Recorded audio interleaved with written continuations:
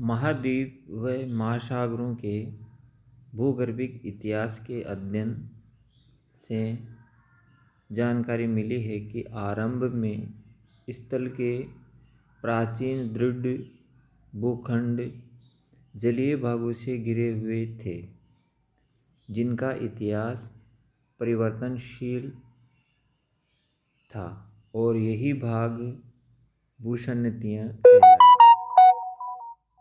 भूसन्नति शब्द का नामकरण डाना महोदय ने किया था, जिन्होंने कहा कि भूसन्नतियाँ लंबे, संकरे, उथले वे जलीय भाग है जिसकी तली में धंसाव होता रहता है।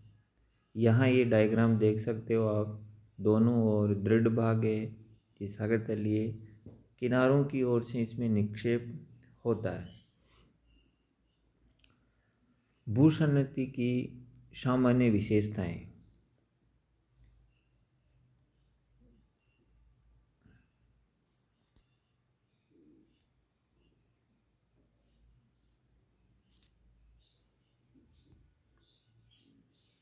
इनका रूप परिवर्तनशील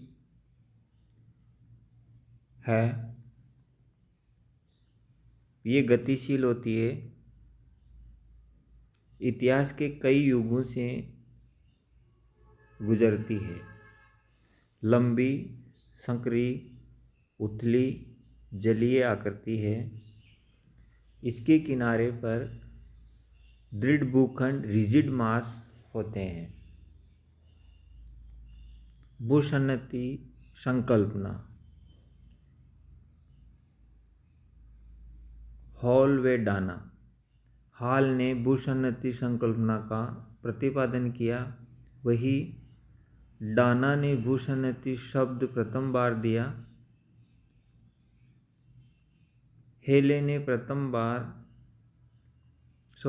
ने ही प्रथम बार पर्वत व भूसन्नति के मध्य संबंध स्थापित किया था।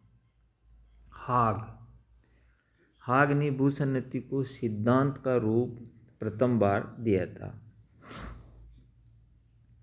तो इस प्रकार आपको समझ में आया होगा, भूसन्नति शब्द डाना ने दिया है, भूसन्नति संकल्पना हॉल ने दी है और भूसन्नति को सिद्धांत का रूप हॉग ने दिया है। और तीनों मोस्ट है, इसमें से प्रश्न पूछे जाते हैं। इन्होंने मेसोजोयुगीन मानचित्र बनाकर उसमें पर्वत व भूसन्नतियों का संबंध स्थापित किया। किनारों पर सागरीय कटाव से तलछट का जमाव भूसन्नति में होता रहता है। इवांस ने भूसन्नतियों के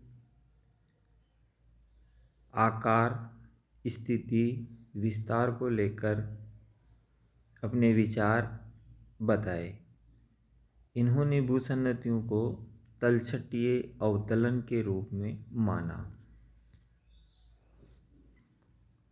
शूसर्ट, इन्होंने भूसन्नति के 3 प्रकार बताए। नंबर 1, एकल भूसन्नति। वो भूसन्नति जिसका इतिहास एक ही चक्र में पूरा हुआ हो उसे एकल भूसन्नति कहते हैं, जिसका उदाहरण है अपलेशियन भूसन्नति। नंबर 2, बहुल भूसन्नति। वो भूसन्नति जिसका इतिहास प्रथम की अपेक्षा अधिक रहा हो, जैसे रॉकीज व यूराल।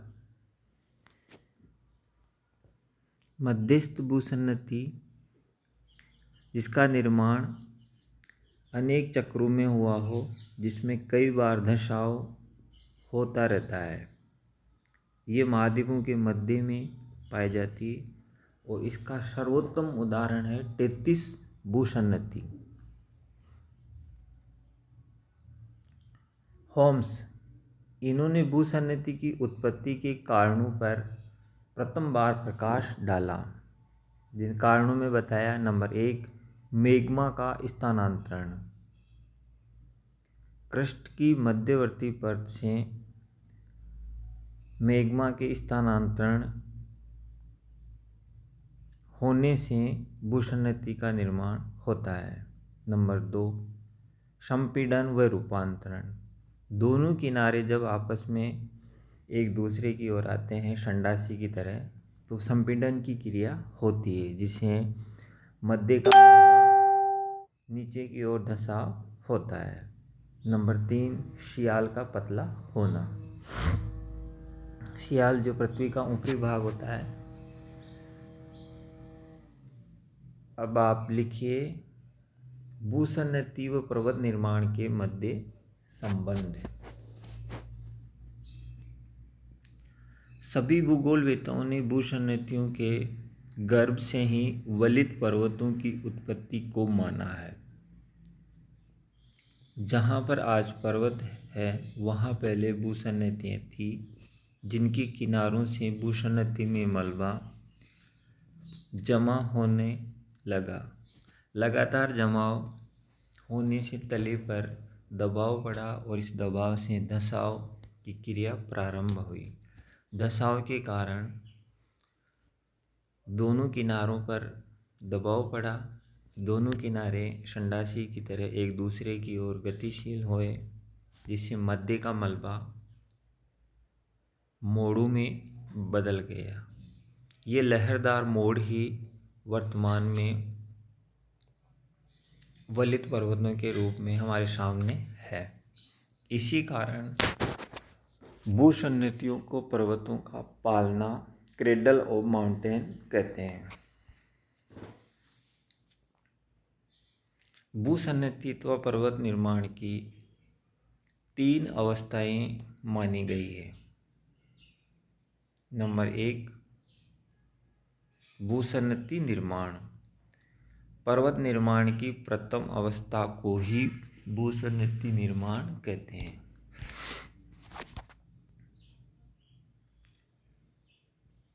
निर्माण को लेकर मतभेद हो सकता है, किंतु सभी ने प्रथम अवस्था में भूसन्नति को ही माना है, जिसके किनारों पर दृढ़ भूखंड रिजिड मास थे।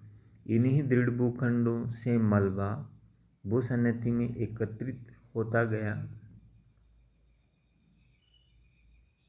तली में बढ़ते दबाव से धंसाव हुआ, जिससे काफ़ी गहराई तक मोटा जमाव होने लगा।